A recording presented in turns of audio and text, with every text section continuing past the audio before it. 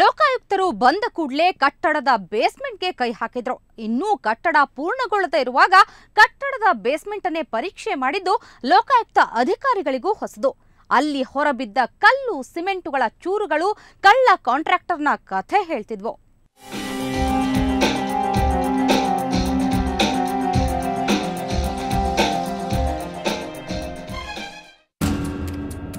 ಸರ್ಕಾರಿ ಕಟ್ಟಡಗಳನ್ನು ಕಟ್ಟುವ ಗುತ್ತಿಗೆ ಪಡೆಯೋದು ಅಂದ್ರೆ ಸುಮ್ಮನೆ ಮಾತಲ್ಲ.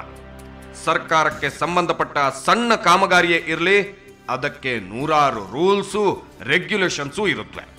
ಅವುಗಳನ್ನೆಲ್ಲ ಫಾಲೋ ಮಾಡುವ ಕಾಂಟ್ರಾಕ್ಟರ್ಸ್ಗಳಿಗಷ್ಟೇ ಇಂಥ ಕಟ್ಟಡಗಳ ಗುತ್ತಿಗೆ ಸಿಕ್ಕುತ್ತೆ.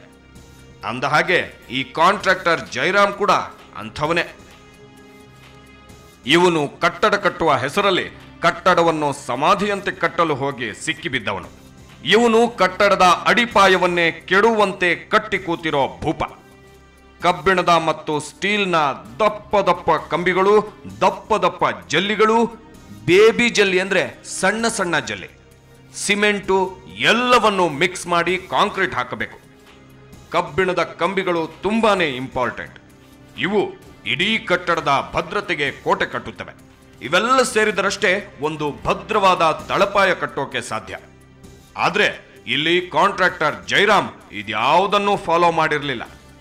ಈ ಇಡೀ ಕಳ್ಳ ಕೆಲಸವನ್ನ ನಮ್ಮೆದುರು ತಂದವನು ಲೋಹಿತ್. ಒಂದು ಕಾಲದಲ್ಲಿ ಈತ ಕೂಡ ಲೇಬರ್ ಕಾಂಟ್ರಾಕ್ಟರ್. ಈತನೇ ನೇರವಾಗಿ ಈ ಕಟ್ಟಡದ ಒಳಗೆ ನಡೆಯುತ್ತಿದ್ದ ಮೋಸದ ಕೆಲಸವನ್ನು ಬಯಲಿಗಿಟ್ಟವನು.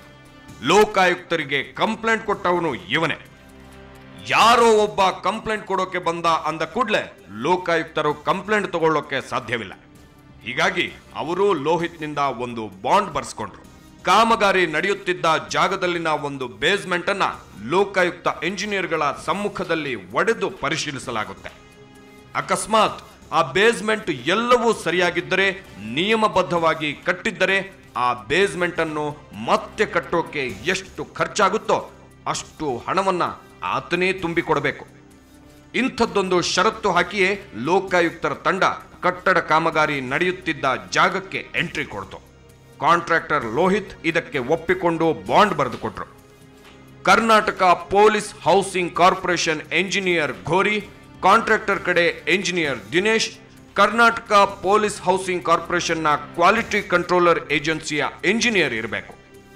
ಆದ್ರೆ ಅವ್ರು ಯಾರೂ ಇಲ್ಲದೆ ಈ ಕಟ್ಟಡದ ಕಾಮಗಾರಿ ಆಗಿದೆ. ಅವರು ಎದುರಿಗೆ ಇಲ್ಲದೆ ಆ ಕೆಲಸ ಆಗುವಂತೆಯೇ ಇಲ್ಲ. ಆದರೂ ಈ ಕಟ್ಟಡ ರೆಡಿಯಾಗುತ್ತಿದೆ. ಕುಸಿದು ಬೀಳುವಂತಹ ಪಾಯವೂ ಸಿದ್ಧವಾಗಿದೆ. Lokayukta assistant executive engineer Nanjappa ತಮ್ಮ ತಂಡದೊಂದಿಗೆ Karnataka police housing corporation engineer Ghori, contractor ಕಡೆ ಎಂಜಿನಿಯರ್ ದಿನೇಶ್ ಕಟ್ಟಡ ಕಾಮಗಾರಿ ನಡೀತಾ ಇದ್ದ ಸ್ಥಳಕ್ಕೆ ಧಾವಿಸಿದ್ರು. ಆದ್ರೆ ಬರಲೇಬೇಕಿದ್ದ ಚೀಫ್ ಇಂಜಿನಿಯರ್ ಗಣೇಶ್ ಬರಲೇ ಇಲ್ಲ. ಅಲ್ಲಿಂದ ಶುರುವಾಯಿತು ಅಸಲಿ ಕಾರ್ಯಾಚರಣೆ. ಇಡೀ ಕಟ್ಟಡ ಕಾಮಗಾರಿ ನಡೀತಾ ಇದ್ದ ಜಾಗದಲ್ಲಿ ಒಟ್ಟು 16 ಫುಟಿಂಗ್ ಅಂದ್ರೆ 16 ಕಡೆ ಪಾಯದ ಪಿಲ್ಲರ್ಗಳನ್ನು ಕಟ್ಟಬೇಕು. ಅದು 3 ಅಂತಸ್ತಿನ ಕಟ್ಟಡ. ಅದರಲ್ಲಿಯೇ ಒಂದು ಪಿಲ್ಲರ್ ಇದ್ದ ಪಾಯವನ್ನು ಅಗೆಯೋಕೆ ನಂಜಪ್ಪನವರು ಸೂಚಿಸಿದ್ರು.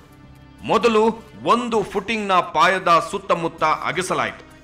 ಹಾರೆ ಗುದ್ದಲಿಗಳಿಂದ ಅಗೆದು ಮಣ್ಣು ಹೊರತೆಗೆಯೋಕೆ ಶುರು ಮಾಡಲಾಯಿತು. ಆ ಕೆಲಸ ನಡೆಯುತ್ತಿರುವಾಗಲೇ ಲೋಕಾಯುಕ್ತ ಅಧಿಕಾರಿಗಳು ಕಟ್ಟಡ ನಿರ್ಮಾಣದ ಹಂತ ಹಂತದ ಫೋಟೋಗಳ ಪರಿಶೀಲನೆ ಮಾಡ್ತಾ ಇದ್ರು. ಆದ್ರೆ ಇದು ಹಾರೆ ಗುದ್ದಲಿಗಳಿಂದ ಆಗುವ ಕೆಲಸ ಅಲ್ಲ ಅಂತ ಅನ್ನಿಸಿದಾಗ ಜೆಸಿಬಿಯೇ ಬಂತು. ಜೆಸಿಬಿ ಮಣ್ಣನ್ನ ತೆಗೆಯೋ ಕೆಲಸ ಶುರು ಮಾಡ್ತು. ಅಲ್ಲಿ ಮಣ್ಣು ತೆಗೆದಾದ ಮೇಲೆ ಡ್ರಿಲ್ಲಿಂಗ್ ಮಿಷಿನ್ನಿಂದ ಕೊರೆದು ಅದನ್ನ ಪರೀಕ್ಷಿಸಲಾಯಿತು. ಹೊರ ಬಂದಿದ್ದು ಸಿಮೆಂಟ್ ಮಿಶ್ರಿತ ನೀರು. ಹಾಗೆ ಡ್ರಿಲ್ಲಿಂಗ್ ಮಿಷಿನ್ನಿಂದ ತೆಗೆದ ಒಂದು ಸಿಮೆಂಟ್ ಪೀಸನ್ನ ಒಡೆದ್ರೆ ಹೊರ ಬಂದಿದ್ದು ಜಲ್ಲಿ ಮರಳಿನ ಮಿಶ್ರಣ. ಅದರಲ್ಲಿ ಒಂದೇ ಒಂದು ಕಬ್ಬಿಣದ ತುಣುಕು ಇರಲಿಲ್ಲ. ಪಾಯದ ಬೇಸ್ಮೆಂಟ್ನಲ್ಲಿ ಸಿಕ್ಕಿದ್ದು ಒಂದು ಕಲ್ಲು ಬಂಡೆ. ಅಫ್ಕೋರ್ಸ್ ಸಿಮೆಂಟ್ನಿಂದ ಕಟ್ಟಲಾಗಿದ್ದ ಅಡಿಪಾಯದ ಕಲ್ಲು ಬಂಡೆ. ಅದನ್ನ ಸುತ್ತಿಗೆಯಿಂದ ಒಡೆದು ನೋಡಕ್ಕೆ ಶುರು ಮಾಡಲಾಯಿತು. ಒಂದೊಂದೇ ಏಟಿಗೆ ಜಲ್ಲಿ ಕಲ್ಲಿನ ಕಾಂಕ್ರೀಟು ಕಿತ್ತು ಬರುತ್ತಿತ್ತು. ಸಿಮೆಂಟಿನ ಇಟ್ಟಿಗೆಯನ್ನ ಹೊರಕ್ಕೆ ತಂದು ಪರೀಕ್ಷೆ ಮಾಡಲಾಯಿತು. ಅದು ಅನ್ನದ ಅಗುಳಿನ ಪರೀಕ್ಷೆಯಂತೆ. ಅದರಲ್ಲಿ ಎಷ್ಟು ಸಿಮೆಂಟು, ಜಲ್ಲಿ, ಕಬ್ಬಿಣ ಇರುತ್ತೆ ಅನ್ನೋದನ್ನ ಪರಿಶೀಲಿಸಿ ನಿರ್ಧಾರ ಮಾಡಲಾಗುತ್ತೆ.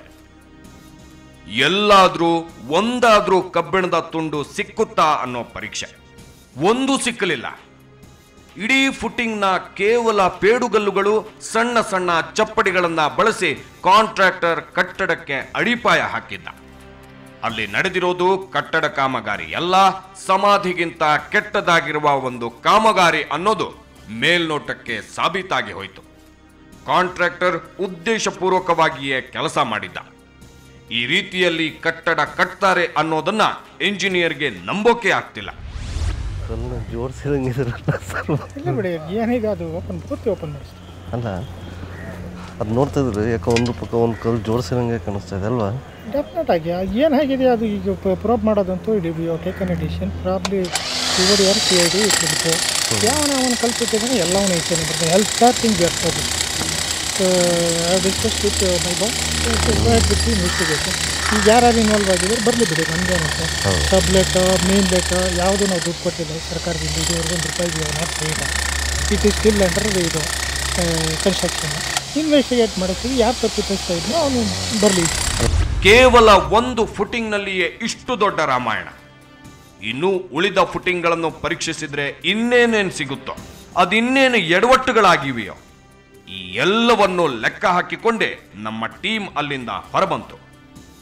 ಇನ್ನು ಮುಂದಿನ ಹಂತ ಪರಿಶೀಲನೆ. ಈ ರಹಸ್ಯ ಕಾರ್ಯಾಚರಣೆಯ ಫಲಿತಾಂಶ ನೋಡೋಣ ಚಿಕ್ಕ ಬ್ರೇಕ್ನ ನಂತರ.